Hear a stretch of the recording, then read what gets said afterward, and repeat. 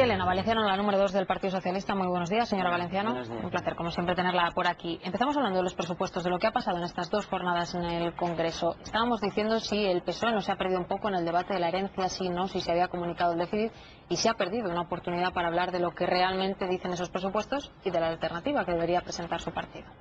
Pues lo hemos dicho durante el debate. Otra cosa es donde se ha puesto la atención o el foco mediático, ¿no? Lo hemos dicho durante el debate porque hemos hecho una enmienda a la totalidad de los presupuestos y sobre todo una enmienda a la totalidad de la política económica que está haciendo este gobierno, y hemos dicho que estos presupuestos no responden a las necesidades de la economía española, que son injustos pero que además son y serán ineficaces para la salida de la crisis, que son presupuestos hechos probablemente muy deprisa y en el que no cuadran las cifras, ¿no? Es un presupuesto en el que no cuadran las cifras, de tal suerte que unos días después de presentar el presupuesto tuvieron que anunciar un recorte de 10.000 millones de euros, ¿no? Así que creemos que son unos malos presupuestos y hemos explicado por qué, porque creemos que, aparte de los errores que contienen, no apuntan a las necesidades de la economía española, que son también las de crecer, crear empleo. Estos presupuestos sacuden completamente la posibilidad de que la economía española crezca. Ahora vamos al contenido, pero la imprevisión era precisamente de lo que les acusaba a ustedes, el Partido Popular, y el Partido Popular dice, bueno, es que en función de lo que nos vamos encontrando, incluido, insisto, la herencia a la que también vamos a hablar, que ustedes han dejado, tenemos que ir tomando medidas. Es exactamente lo mismo que decía el gobierno anterior, lo mismo. No. Tampoco ustedes tenían previsto bajar el sueldo a los funcionarios. No, desde luego que no, pero es muy llamativo hacer un presupuesto y a los 3 días presentar 10.000 millones de recorte. Eso es una cosa muy exagerada. Le recuerdo que el gobierno español estuvo ocultando los presupuestos a la Unión Europea por mor de un cálculo electoral, ¿no? Que no les venía bien desvelar este presupuesto antes de las elecciones andaluzas. Eso ya generó un clima de desconfianza bastante considerable. ¿Por qué? Porque ellos no han explicado lo que de verdad ha sucedido. Y es bastante fácil de explicar, y lo han explicado otros países. Y es que a partir de la crisis de la deuda de agosto, los ingresos en las comunidades autónomas y en el Estado y en muchos países de la Unión cayeron. Y al caer los ingresos, es evidente que el déficit iba a aumentar. Eso es lo que ha sucedido. Y cuando nosotros... Pero era tan evidente, déjeme que le diga, que lo podía saber incluso el gobierno que estaba en ese momento, agosto. Bueno, de hecho el gobierno se lo dijo. De hecho el gobierno saliente le dijo al gobierno entrante que sería difícil llegar al 6% de déficit. Pero unos días antes insistían en que el déficit estaba en lo que ustedes aseguraban durante mucho tiempo. Eso es de lo que se queja el nuevo gobierno. Sí, pero el gobierno está todo el tiempo enviando balones fuera, ¿no? Que no respondan a la realidad. Vamos a ver. Se les dijo que probablemente no podríamos llegar al 6%. Pero todavía no estaban las cuentas cerradas. Las cuentas de las comunidades autónomas no estaban cerradas. Fíjese que la señora Aguirre, en su propio gobierno, sin herencias recibidas, sino su propia herencia, después de presentar las cuentas, tuvo que añadir 1.000 millones más de déficit en el plazo de un mes, desde que presentó las cuentas en febrero, hasta que volvió a dar las cuentas definitivas en marzo. 1.000 millones. Esas desviaciones se han producido por la caída de los ingresos, insisto. Nosotros advertimos de que esto podría suceder, pero jamás tuvimos las cifras concretas. Pero eso se lo dijeron, insisto, esto es importante por avanzar un poco y dejarnos con el tema de quién dijo y quién no dijo. Salgado el 16 de noviembre de 2011, 4 días antes de las elecciones, mantengo que será del 6 como prioridad. Bueno. ¿Cómo puede decir eso la vicepresidenta en público y en privado, según usted, sin que haya un papel, ¿no? Pues supongamos. Bueno, yo creo que algún papel hay, pero en todo caso yo me guío por las declaraciones que ha hecho el gobierno anterior, es decir, el ministro de Trabajo ayer mismo. Pero más importante que la vicepresidenta solo estaba el presidente del gobierno. Bueno, o el vicepresidente en su momento. En su momento, en noviembre solo había una. Pero lo que ha explicado el jefe de la oposición, el presidente del grupo parlamentario, es que nosotros advertimos de esa situación y que nosotros públicamente, porque teníamos un problema y seguimos teniendo un problema grave de credibilidad, nosotros insistíamos en la necesidad de llegar al 6%. Pero dijimos en la negociación con el gobierno que entraba que es posible que eso fuera a no suceder, porque no es lo mismo una previsión que una cuenta cerrada. En el mes de noviembre era completamente imposible calcular hasta dónde habían caído los ingresos. Pero eso, insisto, le ha pasado al gobierno central, a las comunidades autónomas, a la Comunidad de Madrid muy particularmente, y estoy segura que la señora Aguirre no se quiso engañar a sí misma, cuando primero dio una cifra y luego añadió 1.000 millones, y estoy segura de que el señor Cameron tampoco se quiso engañar, o el primer ministro holandés. Esto ha sucedido porque ha habido una caída espectacular de los ingresos, que nadie tenía prevista y que nosotros queríamos caminar hacia el 6%, porque es de lo que teníamos que hacer, pero preveíamos que posiblemente no fuera a ser posible, y nada más, y eso es lo que ha sucedido. Para que yo me aclare, públicamente se ha mandado un mensaje fuera, que es de lo que acusan también ahora a Rajoy y a de Guindos. En las reuniones, yo le preguntaba, ¿hay algún papel que diga, no que cuadre el 8,5, que sería una notición, que diga que se iba a aumentar considerablemente, que son 2,5 puntos? Pero vamos a ver, insisto, por tercera vez le digo, la previsión era que posiblemente no fuera a cumplirse el 6%, pero en el mes de noviembre no hay manera de saber cuál va a ser el cierre definitivo de las cuentas de las comunidades autónomas. No hay manera de saberlo porque estamos en mitad, casi, no en pues mitad, pero no conviene mucho decir que no sabemos. Conviene que en la conversación entre dos gobiernos, en este caso el saliente y el entrante, tú digas, bueno, tal y como están yendo los ingresos, tal y como están yendo, no es que ya lo sepamos, tal y como están yendo, es posible que esto se desvíe. Y eso fue lo que sucedió. Y nadie engañó a nadie, porque son previsiones, y en una situación tan convulsa como esta, en una crisis económica tan sumamente compleja, las previsiones pueden y suelen fallar. Bueno, vamos al día de hoy. Dejamos el debate de la herencia con dos posiciones muy encontradas del Gobierno y del Partido Socialista. Ustedes ya en campaña dijeron, y eso es cierto, encabezaron el tema de que Europa debía cambiar un poco el discurso, no solo recortes, también apostar por el crecimiento. Pero el debate, aunque sea abierto, no se ha instalado. ¿Qué debe hacer el Gobierno español? Plantear una insumisión a lo que de momento es oficial, y es que hay que cumplir con lo que nos han marcado. ¿Debe negarse el Gobierno español? Política. ¿Cuál es la opción? Debe hacer política, no es insumisión, es política. Es tratar de modificar el rumbo y la senda incluso de esta ortodoxia absoluta que nos está llevando a la muerte. ¿Cómo se hace eso? Haciendo política. Llama uno al primer ministro italiano, al primer ministro griego, en este caso espero al presidente de la República Francesa o a su primer ministro.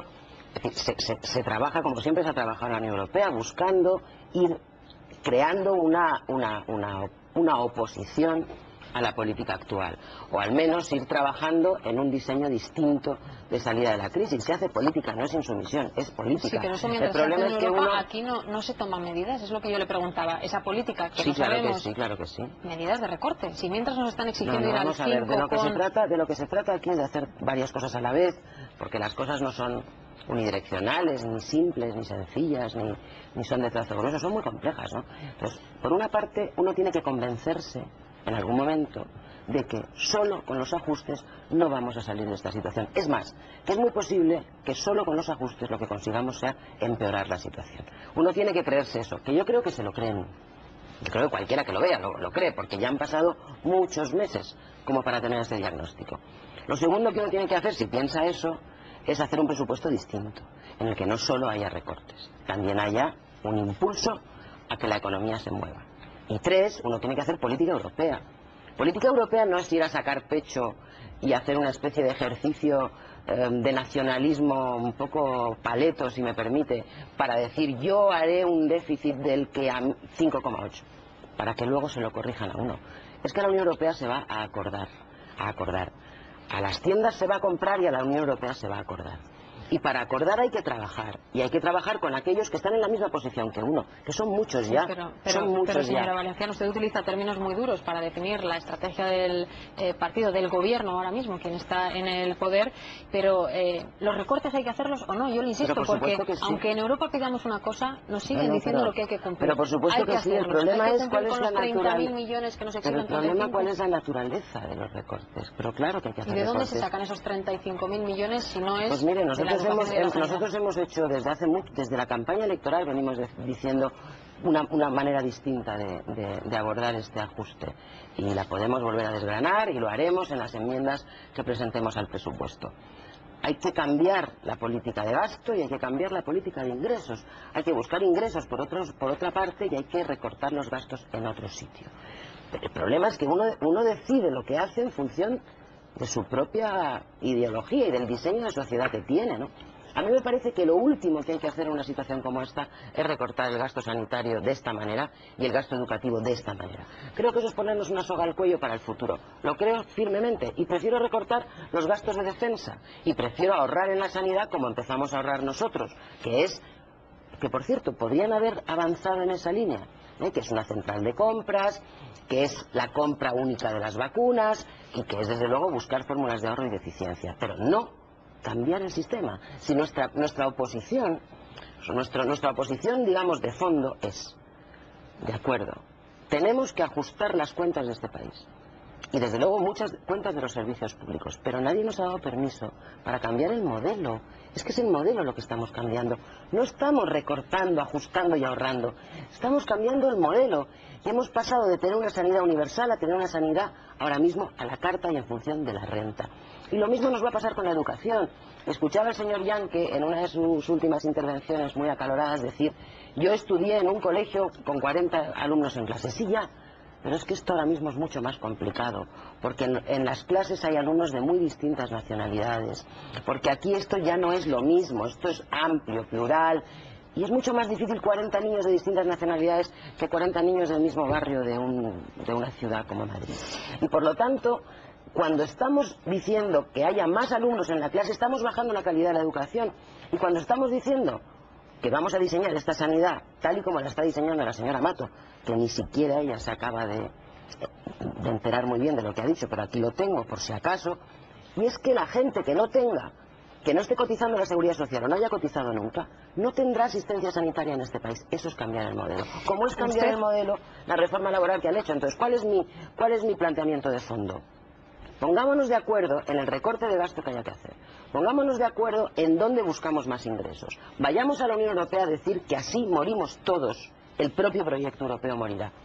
Y ahora no cambiemos el modelo de sanidad y educación públicas porque nadie nos ha dado permiso para eso. Pero usted apela a la ideología, señora Valenciano, a la ideología en el caso del gobierno que está ahora para tomar este tipo de decisiones y no a la exigencia que se nos está haciendo como país por la situación económica. Y yo le digo... No, yo no digo eso. Usted ha hablado de ideología. Yo digo... un cambio también en ese sentido. No. Vamos a ver, porque no consigo explicarme. Yo digo que yo estoy de acuerdo en que cumplamos con el objetivo de déficit, aunque me parecería bastante más inteligente estar en Bruselas todos los días tratando de hacer acuerdos para que esa senda se modificara y se flexibilizara. No lo están haciendo. Y en segundo lugar le digo, partiendo de la base que estoy de acuerdo en que hay que alcanzar el objetivo de déficit que se fije, aunque yo pelearía de otra manera, yo recorto en otro sitio, la ideología rellena ahí. No, es que la menciona usted la palabra, no yo. Es que la ideología rellena la falta, claro, la ideología... Pero también le pueden decir, que es lo que decían en la época de Zapatero, incluso ahora mismo, porque el Partido Socialista no tomó ciertas medidas. Por ejemplo, ¿es una decisión ideológica subir impuestos a los ricos? Por ejemplo, lo discutíamos el otro día aquí y no se tomó. No, en ese momento no se tomó, pero... Ya está, a eso me refiero, es un reproche que también se hacía antes. No, pero hablamos del reproche de la ideología, porque no me acaba de quedar claro. El reproche puede ser que no subimos los impuestos a los ricos. Nosotros creemos que ahora hay que subir los impuestos a los ricos. Y creemos que hay que hacer un impuesto de grandes fortunas, y un impuesto de transacciones financieras y muchas otras cosas. Que no lo hiciera Zapatero en su momento no significa que nosotros no defendamos ahora, que eso hay que hacerlo ahora, porque tampoco el momento de la crisis es el mismo. A eso me refería, que la ideología en el momento de la crisis más brutal se deja de un lado. Pero no, ellos no la dejan de un lado. Eso es lo que no consigo explicarle, ¿no? Ellos la meten la ideología. Claro, ellos meten la ideología en el fondo de la cuestión. Y entonces, esta crisis les da alas, digamos, para transformar la educación como siempre han querido, para transformar la sanidad como siempre han querido, para transformar las relaciones laborales como siempre han querido, para que haya una educación para ricos y una educación para menos ricos, para que haya una sanidad para ricos y una sanidad para menos ricos, para que no haya tanta gente en la universidad, porque siempre han pensado que había demasiada gente en la universidad, para cambiar las relaciones laborales y que los sindicatos no tengan tanta fuerza, y que los convenios colectivos no obliguen a cumplir los acuerdos. Que eso es lo que quiere el gobierno? No es lo que dicen públicamente. Creo que es lo que es la exigencia que hay por el momento. Insisto. Pero vamos a ver, que haya tanta gente en la universidad siempre les ha molestado. Siempre han pensado que había demasiada gente en la universidad, que la universidad no era para todo el mundo, que hay una serie de gente que podría conformarse con otro tipo de formación, de menor nivel. Y si no, ¿por qué bajan las becas y aumentan las tasas? en vez de recortar de otra manera, porque es que el dinero se puede sacar. El gobierno defiende que cambia el criterio, no que baja las becas, que cambia el criterio. Hoy estábamos No, debatiendo el tema del 6. No, ha bajado el número de becas, salvo que lo cambien ahora, el número de becas posibles ha bajado y el número de personas que necesitan becas ha aumentado, porque estamos en criterios que ellos han recesión. marcado, que son nuevos, eso no lo niego. Por pero ejemplo, lo del 6. ¿Cuánta gente se va a recesión, quedar fuera porque se le pone un 6? Por ejemplo, pues en vez de un mucha, 5. pues mucha. Pero lo que yo le digo es que si estamos en recesión, hay más gente en el desempleo y hay gente con mayores dificultades económicas, lo razonable es aumentar las becas. Si uno quiere que la educación pública y universitaria siga sirviendo para todo el mundo.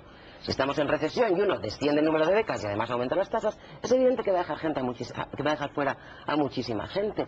Y esa es una decisión de carácter ideológico. ¿Y por qué Feijóo, por ejemplo, no la toma? Y le digo, pues lo va a imitar Andalucía, el País Vasco donde ustedes gobiernan, van a no tomar esas decisiones, no están obligadas las comunidades, cada uno puede tirar por donde quiera, lo van a hacer Andalucía y el País Vasco. Andalucía todavía no lo ha dicho y el País Vasco creo que ha dicho ya que no lo va a hacer. Y el señor Feijóo también ha dicho que no lo va a hacer, entre otras cosas porque el señor Feijóo tiene elecciones próximamente y le sería muy difícil adoptar esa medida. Pero esa es una medida de carácter ideológico de fondo, Entonces usted decide que su manera de recortar es aplicando el fondo de lo que es su proyecto ideológico. Por cierto, del que no habló en ningún momento en la campaña electoral. Por lo tanto, es un gran fraude. Pero según usted, todo el mundo sabía que no querían tanta gente en la universidad, todo el mundo... Bueno, sí, pero ellos lo dijeron, la gente que les votó de buena fe y que de repente se encuentra con que no va a poder ir a la universidad. Sí, pero si todo el mundo lo sabía y aún así tienen una mayoría absoluta, ¿será que la gente quería eso? No. Vamos a ver, los que estamos en política, señora Pastor, sabemos cuál es el fondo de la ideología de la derecha española, porque trabajamos con ello y tal. La gente de buena fe seguramente no pensaba que Rajoy iba a hacer lo que está haciendo. ¿Cómo lo iba a pensar si Rajoy lo negó?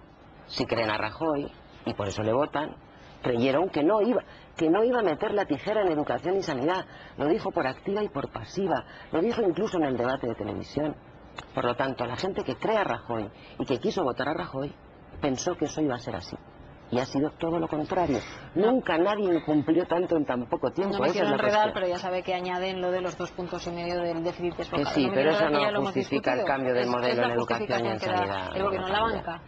Si éramos muy buenos en banca, decía el anterior gobierno, y ahora nos encontramos con que el principal problema fuera son los bancos, las cajas, el sistema financiero, y hoy mismo lo ha dicho el Fondo Monetario, ¿qué le falta por hacer a la banca, al sistema financiero?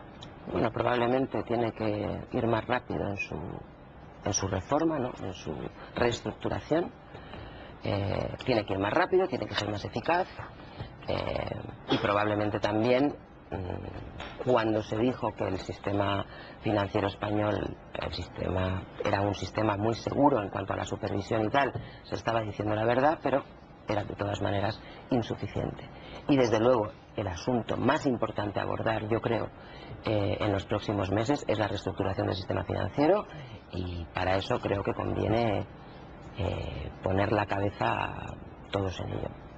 El otro asunto que hemos conocido hoy, el tema de la reinserción de presos terroristas esta misma mañana, no sé si ha tenido oportunidad de tener algún detalle más o si el Partido Socialista lo conocía, había sido informado de este nuevo plan de reinserción, ETA, Grapo, yihadismo y crimen organizado. ¿Cuál es su opinión? Que yo sepa, nosotros no lo conocíamos, pero la política penitenciaria forma parte de la política antiterrorista y nosotros en eso estamos al lado del gobierno. No conozco más que la noticia, no conocemos el detalle del plan, pero efectivamente yo creo que esto puede hacer daño al núcleo más duro de la banda terrorista ETA, y por lo tanto creo que es una decisión bien adoptada, aunque estamos a la espera de conocer los detalles. En cualquier caso, nosotros estamos al lado del gobierno en la política contra el terrorismo. ¿Y por qué en otros asuntos es tan difícil? Estoy hablando de esos acuerdos pendientes de Radio Televisión Española con dos versiones tan diferentes de lo ocurrido, el tema del constitucional, y sin embargo ayer vimos a De Guindos con un acercamiento al Partido Socialista, un café, aunque sea rápido, fuera del hemiciclo. Hombre, cafés nos tomamos, bueno, pero que trasciende, fíjese si es noticia que lo destacamos,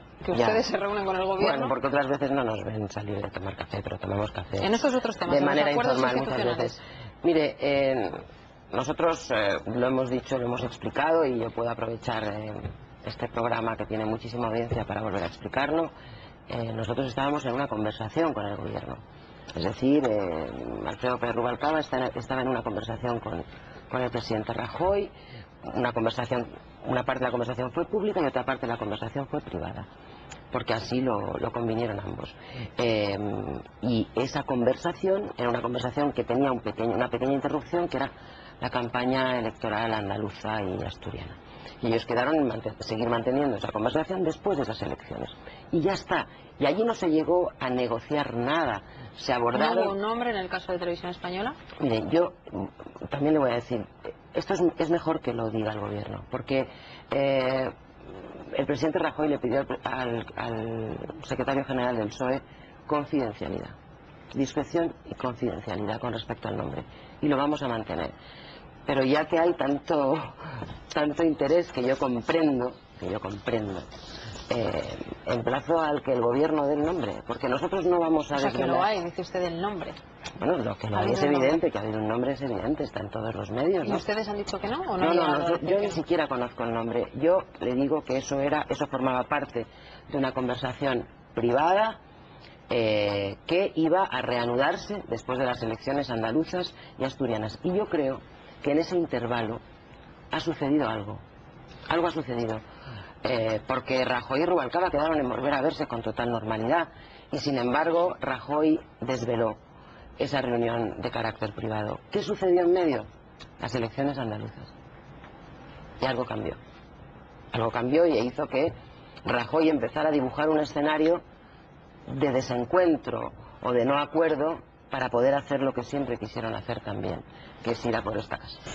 Ha hablado de las elecciones andaluzas, abrimos ya la mesa, quedamos mal de tiempo. El asunto de los ERE, hemos visto ese auto de la juez sobre el exconsejero de Empleo y un intento del Partido Socialista, y yo le pregunto, ni siquiera de desmarcarse, decir que es una pena quizá excesiva, que esperan que demuestre su inocencia, y no parece el mismo discurso que ustedes les exigen a otros políticos cuando se ven inmersos en un proceso judicial, sí. Y este está teniendo mucho calado. Exactamente el mismo, de hecho nosotros hemos sido los principales promotores y colaboradores de ese sumario. Lo que pasa es que es muy raro, es un poco raro que una persona que lleva un año, como es el exconsejero de Empleo, imputado y concernido, digamos, por el sumario y que no ha sido hasta ahora llamado a declarar, se le mande a la cárcel por riesgo de fuga o de borrar pruebas si ha estado un año pudiendo hacerlo. Es bastante raro.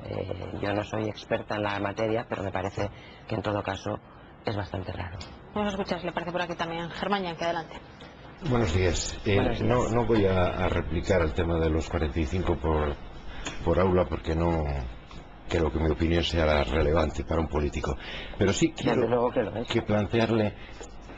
Yo quiero, se lo digo a usted igual que se lo digo a un señor del Partido Popular en este momento, el desconcierto absoluto ante lo que proponen unos y otros, ante lo que está pasando.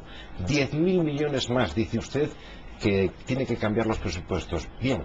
En los presupuestos generales del Estado no hay unos 10.000 millones más. En los de las autonomías se les ha exigido el cumplimiento de un déficit distinto, de un punto. O se les está diciendo cómo deben repartir 10.000 millones. No sabemos si es un recorte adicional o es la forma de concretar con estas medidas de sanidad y educación lo que ya estaba previsto. Y seguimos dándole vueltas. Y entonces un ciudadano dice, oiga, ¿hay 10.000 millones menos o no? Pues mire, y no se sabe, unos dicen una cosa, otros dicen otra. Hombre, no, me parece que al menos en los datos... Pero deberían tal vez explicarlo ellos, ¿no? Porque vamos a ver, desde nuestro punto de vista el presupuesto está mal hecho y entonces hemos calculado, y eso estará en nuestras enmiendas, hemos calculado que hay un desfase, hay un desajuste de unos 11.500 millones por cómo han calculado los ingresos y los gastos. Y casualmente el recorte es de 10.000. Entonces... no estará dentro, pero al final es lo mismo, hay que gestionar 10.000 millones menos, da igual si pero una cosa es porque no se van a ingresar y otra cosa es porque además son las comunidades autónomas, o sea, son 10.000 millones que las comunidades autónomas tienen que pero no ha cambiado la previsión de déficit de las comunidades autónomas. Es absolutamente absurdo que tengan que recortar 10.000 millones más y que no cambie el déficit de las comunidades autónomas. Vamos a dejarle responder y vamos con el...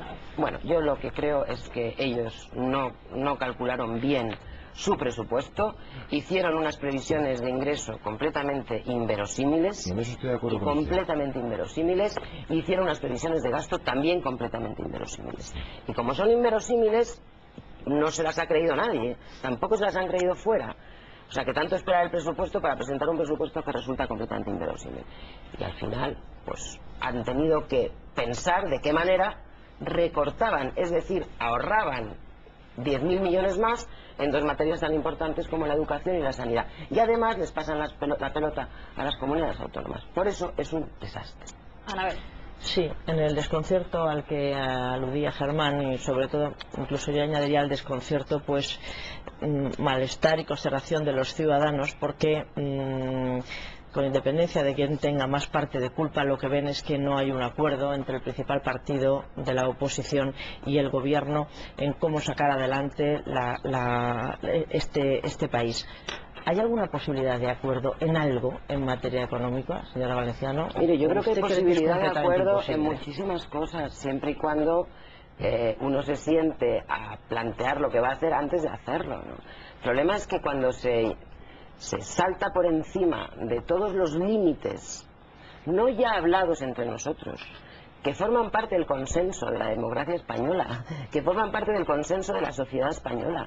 Es que la sociedad española no está de acuerdo en cambiar el modelo de sanidad y de educación, no lo está, en ninguna parte lo pone, ninguna encuesta lo recoge y nadie lo dijo en campaña electoral.